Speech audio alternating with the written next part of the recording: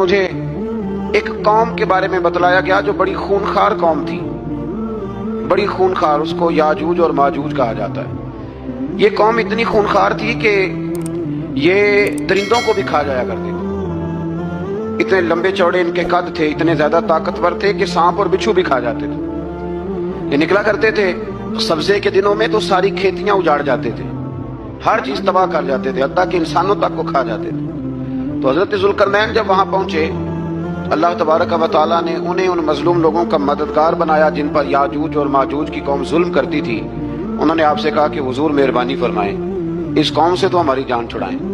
آپ نے فرمایا تم میری مدد کرو۔ انہوں نے کہا حضور کس طرح؟ فرمایا بس جسمانی طور پر میری مدد کرو۔ تو آپ نے پھر وہاں ایک دیوار بنائی، ایک دیوار، لوہا کاٹ کر، سیسا پگھلا کر، پتھر ڈال کر ایک بڑی موٹی تازی دیوار بنائی، اور اتنی اونچی بنائی، اور پھر اس کے چاروں جانب آگ جلائی تاکہ وہ لوہا اس طرح پگھل جائے کہ وہ دیواروں کے ساتھ چپک جائے، تاکہ کوئی آدمی پیر رکھنا چاہے تو پیر رکھ کے اس پہ چڑھ نہ سکے۔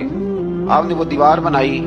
اب اس قوم کا حال یہ ہوا کہ وہ اس کے اندر قید ہیں، وہ صبح جب اٹھتے ہیں تو اس کو توڑنا شروع کرتے ہیں، توڑتے رہتے ہیں، تو جب شام ہوتی ہے تو ان میں سے ہر روز ایک شخص کہتا ہے اتنی رہنے دو، باقی کل کریں گے۔ لیکن جب وہ سویرے اٹھتے ہیں تو اللہ تعالیٰ اس دیوار کو پھر سے مضبوط فرما دیتا ہے۔ نبی کریم علیہ السلام نے فرمایا قرب قیامت میں ایک وقت آئے گا، قیامت کے قریب جا کے ایک ٹائم ایسا آئے گا کہ اس مخلوق میں سے ہی ایک شخص پکارے گا اور پکار کے کہے گا کہ اب سو جاؤ انشاءاللہ۔ اللہ ان کی زبان پہ جاری کہے گا اب سو جاؤ اور سویرے انشاءاللہ یہیں سے شروع کریں گے۔ تو فرمایا وہ چونکہ انشاءاللہ کہیں گے تو پھر اللہ تبارک و تعالیٰ اگلے دن اس دیوار کو وہیں پہ رکھے گا جہاں رات کو انہوں نے اسے چھوڑا تھا۔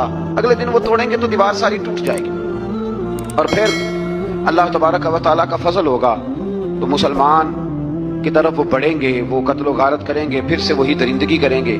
تو پھر حضرت عیسیٰ علیہ السلام ان کے لیے دعا کریں گے۔ وہ دعا کا یہ حال ہوگا کہ ان کے وجود پر کچھ ایسی چیزیں برآمد ہوں گی جن کی وجہ سے وہ مر جائیں گے، ختم کر دیے جائیں گے، قیامت کے قریب جا کے وہ دوبارہ آئیں گے۔ اس کے بعد پھر اللہ تبارک و تعالیٰ نے سورہ کہف کی آخری آیات میں 7 سمندر اور ان جیسے اور بھی آ جائیں، فرمایا 7 سمندر ہوں اور ان جیسے اور بھی آ جائیں اور مل کر وہ روشنائی بن جائیں تو میرے رب کے کلمات ختم ہونے سے پہلے سمندر ختم ہو جائیں گے۔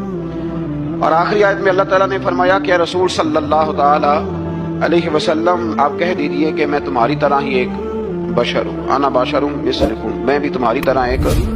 اب مثلکم کا بہت سارے لوگوں نے ترجمہ اپنی طرح کا کر لیا ہے، حالانکہ حضور صلی اللہ تعالی علیہ وسلم نے فرمایا کہ بشر ہونے میں تمہاری طرح ہوں، رسول ہونے میں تمہاری طرح نہیں، اللہ کا حبیب ہونے میں تمہاری طرح۔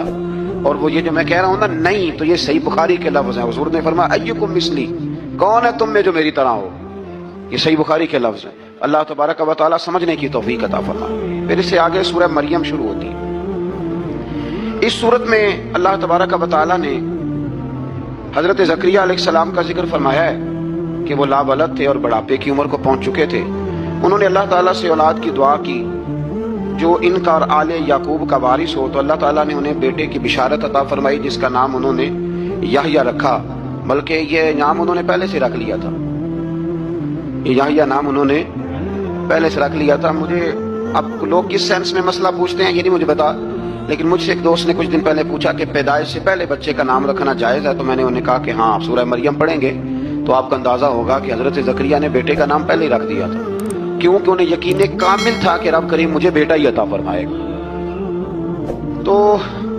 حضرت یحییٰ علیہ السلام کو اللہ تعالیٰ نے بچپن میں ہی نبوت عطا کی اور کتاب دی۔ ان کے اوصاف یہ بیان کیے کہ وہ پاکیزہ اور متقی تھے، ماں باپ کے ساتھ نیکی کرنے والے تھے اور سرکش نہیں تھے۔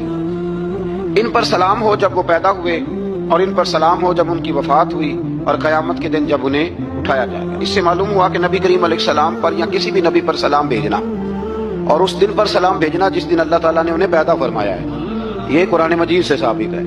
یعنی آپ یہ کہہ سکتے ہیں کہ جس سہانی گھڑی چمکا طیبہ کا چاند، اس دل افروز ساعت پہ